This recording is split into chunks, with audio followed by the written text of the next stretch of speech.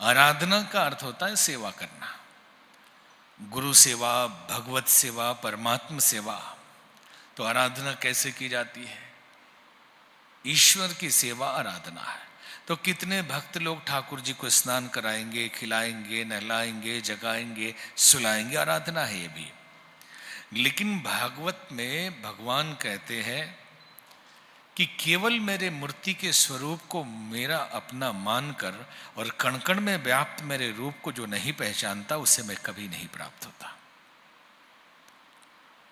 कि मैं ठाकुर जी को नहला रहा हूं या मंदिर में भोग 56 लगा रहा हूं और सामने कोई भूखा आ जाए और उसे कहता हूं मैं भोग में लगाने में व्यस्त हूं, भागो यहां से, यहां भी फुर्सत नहीं, तो ठाकुर जी नाराज होंगे। क्योंकि जिंदा ठाकुर जी आए और हमने उनको दुत्कार दिया और भाव के ठाकुर जी में लगे हुए हैं। समझ रहे हैं कि कण कण में मेरे व्याप्त स्वरूप को जो नहीं समझता, उसको मैं कभी नहीं मिलता। इसलिए प्राणी मात्र की सेवा आराधना है, जन जन की सेवा आराधना है। किसी की मदद करना, हम तो आजकल मदद करते हैं अगर गलती से कर भी दिया, करता कोई नहीं है आजकल, बहुत कम, बहुत कम लोग करते हैं। कर भी दिए तो आशा रखते हैं कि धन्यवाद बोलेगा या बदले में कभी हमारा भी करेगा, तो आपने वहीं पे खत्म कर लिया सब।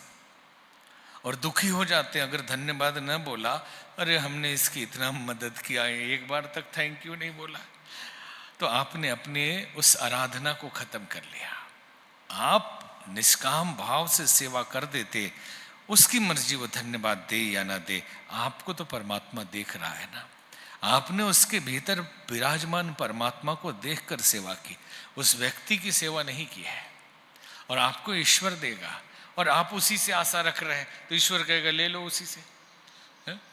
और वो धन्यवाद भी नहीं देगा, टेंशन में रहिए आप कि आपने सेवा भी की और टेंशन भी ले लिया, पैसा भी उधार दे दिया और टेंशन ले ली। तो ये गलतियां हमसे होती है। हम निष्काम भाव से किसी की मदद कर सके तो ईश्वर की सेवा है। आज समाज में संवेदना सुख रही है। हमारा अपना हो तो हम बड़े तकलीफ में आ जाते हैं कि हम बहुत तकलीफ में है, समाज कितना बिगड़ गया, कोई किसी का साथ नहीं दे रहा, रास्ते पे एक्सीडेंट हो गया था, हम पड़े रहे, कोई उठाने नहीं आया। कितने बार आपने उठाया है? उठाने जाते हैं, फिर किसी को दोष क्यों देते हैं कि हमें नहीं उठाया? ईश्वर न जाने किस रूप में नारायण मिल जाए। कहते हैं कि एक बार संत एकनाथ, एक शास्त्र सम्मत बात है कि गंगोत्री से गोमुख से जल उठाकर अगर रामेश्वरम में चढ़ाएं पैदल जाके तो बड़ा पुण्य मिलता है। तो सारे यात्री बहुत लोग जाते हैं। संत एकनाथ गंगोत्री से जल उठाए लेके चले, 6 महीना लगा रामेश्वरम पहुंचने में पैदल। जाते जाते जाते जब नजदीक पहुंच गए और भी लोग जा रहे थे, तभी देखा रास्ते में एक गधा बेहोश पड़ा हुआ है, प्यास उसे लगी है और कोई पानी नहीं पिला रहा है। अब इनसे रहा नहीं गया, इनकी संवेदना जगी, उन्होंने वो जल निकाला और पिलाने लगे। सब बोले अरे 6 महीने की मेहनत, अब भगवान मिलने वाले हैं, भगवान के सिर पे डालने का समय आए तो गधे को पिला रहे हो। बोले न मिले भगवान, और उन्होंने गधे को जल पिला दिया और उस गधे में से भगवान प्रकट हो गए। उस गधे में से भगवान भोलेनाथ प्रकट हुए और उन्होंने कहा कि तुम्हारी भक्ति सच्ची भक्ति है, क्योंकि मैं केवल पत्थर के उस शिवलिंग में नहीं हूं, दीन दुखियों में हूं।